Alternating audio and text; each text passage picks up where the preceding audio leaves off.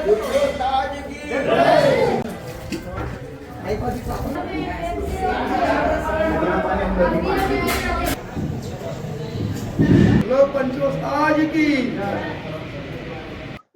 पंचमी का हमारे बुजुर्ग लोग पुराने 80-90 साल से मनाते हुए आ रहे हैं अखाड़ा, श्री बालिया अखाड़ा। उसका हम लोग आज तक चलाते आ रहे हैं श्री बालिया अखाड़ा को।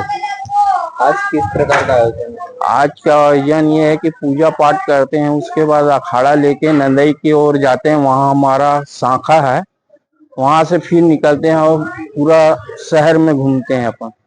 तो किस टाइप की पूजा अर्चना? पूजा अर्चना सही होती है, उसके बाद अखाड़ा खेलते हुए निकलते हैं हम लोग।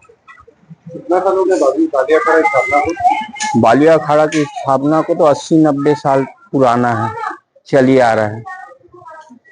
शुभ नाम? राधे श्याम।